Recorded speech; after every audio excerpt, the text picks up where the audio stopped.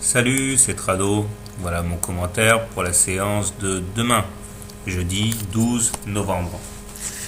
Alors ça devient presque lassant, encore un plus haut, encore un plus haut.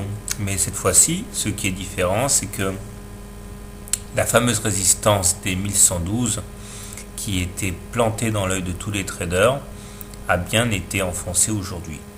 D'ailleurs, on est en train de clôturer en préservant in extremis ce niveau de résistance de 1112 en clôture. Ce qui est bien parce qu'une grande bougie qui aurait renvoyé en même temps les cours en dessous de la résistance en clôture alors qu'elle l'aurait eu franchi en séance, ça aurait été du plus mauvais effet.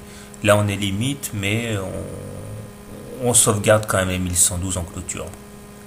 Alors du coup j'ai tout remis à plat parce que devant cette fuite en avant, les repères graphiques que j'avais positionnés ayant été tous atteints, il fallait trouver autre chose. Alors j'ai fait un zoom, enfin plutôt un plan large pour essayer de trouver de nouveaux repères graphiques qui pourraient servir d'objectif. C'est ainsi qu'est né le grand canal noir. Là je resserre le graphique pour qu'on puisse travailler dessus. Il semblerait donc que la prochaine résistance oblique soit vers 1170 et entre-temps il y a également le haut du canal mauve vers 1150. Bon, soyons clairs, je doute très très fort qu'on arrive à atteindre ces deux objectifs graphiques sans consolider avant, parce que un canal tel que le canal mauve est ingérable sur le moyen terme. On ne peut pas conserver une telle pente ascendante, donc on va pas tarder sans doute à consolider. La question est quand. Ce n'est pas une invitation à shorter, hein, loin s'en faut, mais je pense qu'il faut quand même raison garder et ne pas rentrer n'importe comment. Alors plus précisément, au cas où les cours auraient besoin de se reposer dès demain, j'ai fait figurer des Fibonacci, on ne sait jamais, ça peut toujours servir.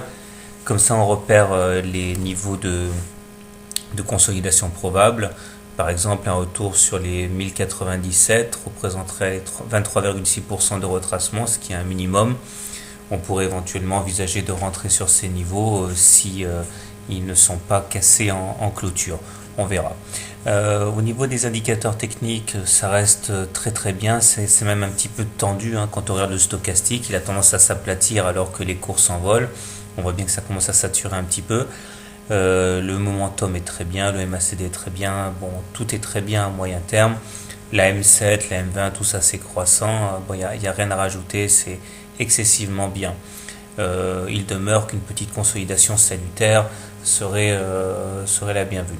Alors comment trader finalement? Alors je pense que si on veut rentrer long, il commence à devenir un petit peu déraisonnable de rentrer sur ces niveaux. Non pas que la tendance haussière soit mise à mal, mais tout simplement parce que plus on attend, plus la consolidation devient probable.